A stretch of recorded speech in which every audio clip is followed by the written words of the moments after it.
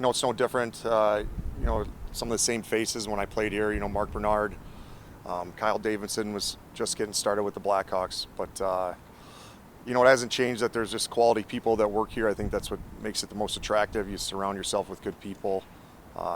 And really fortunate to, retiring and then getting into the AHL coaching, assistant coach here.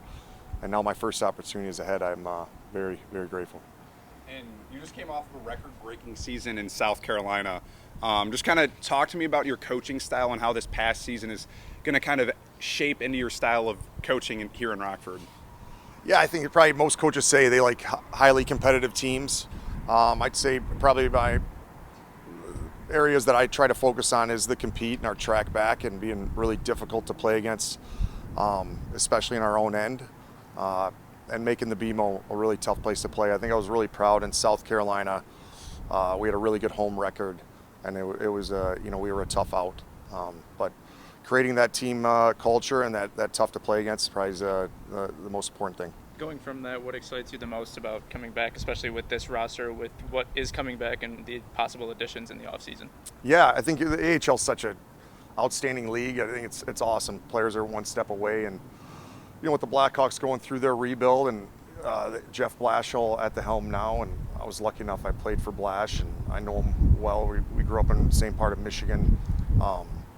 Again, I think it's a really great time to be a part of this, and it's exciting, and I know Rockford's a big piece to the Blackhawks' success, and I'm excited to get to know the players and get going. Given your roots with the team and the organization and with the city, with your time away, was it kind of hard to not keep an eye on what was going on in Rockford and in Chicago? Yeah, no, I always follow. Usually, the teams that you play for, and ever since I played back here in 13-14, always kept tabs on them, and especially, coaching here for 3 years. The last year, for sure, I followed the guys and kept in touch with a lot of them. Makes it all the more special to be back. Kyle Davidson says you have a coaching style that's perfect for developing young prospects, and the president of South Carolina said you did a great job of connecting with the young players there. Can you take us into what your formula is for developing young prospects and connecting with them? Well, the connection, I think you got to be yourself. I've always taken pride, even as a player, and looked up to coaches that communicated and were honest, open door policy. But yeah, no, I really appreciate it. You bring up Rob Kincannon in South Carolina.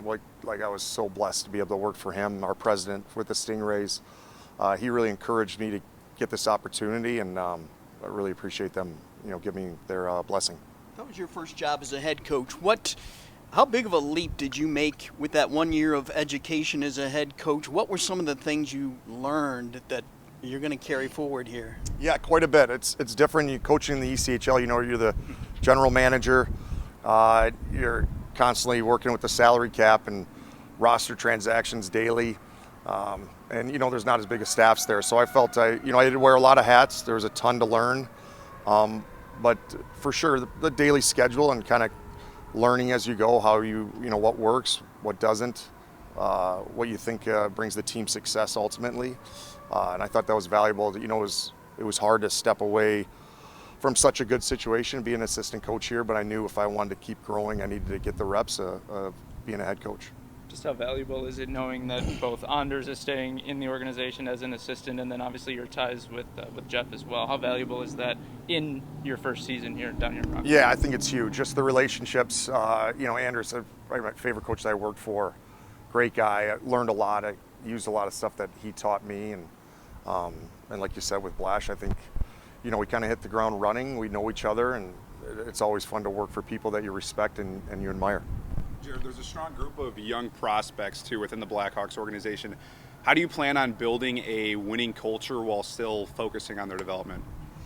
It's a good question. I mean, culture can cover everything. I think the biggest thing is being selfless, being where your feet's at. I know a lot of these players, they want to be up, and you can't put a stopwatch on that. And everybody has a different journey. I always found that the best coaches and captains or leaders that I played with, they're really good at staying in the present, embracing where you're at, and with team success, confident that player success will follow. How big is the summer for you? I mean, every summer is big, especially when you're working with young players, but to reconnect with some of the prospects and players here. Yeah, it's huge. I want to get to know the players. We're going to see a lot of them at development camp and the prospects. But you know, it's really excited. It's kind of a little boost here to learn and try to grow my knowledge, and you know that comes with you know, talking to Rob Klinkhammer, Josh McNevin, the staff here. You know, they were here last year, so I think that's valuable. But definitely, it's not going to be a summer of kicking the feet up. I'm excited to get to work. As we stand here overlooking the city of Rockford, what's your takeaway as a player and an assistant coach here about the fan base here, the community here? It's awesome. You know, we were spoiled back, you know, in 13-14, the Hawks were reeling off cups and those great teams. So, you know, kind of I think the fans really, it was rare that we didn't have a sold out building. And even the last 3 years that I was here, it's fun, especially when the weather gets nicer and you're making a playoff push. It's special. Last one for you. How special is it to get this role, but also know the amount of connections that you already have in this organization, in this town, to have that go hand in hand with it?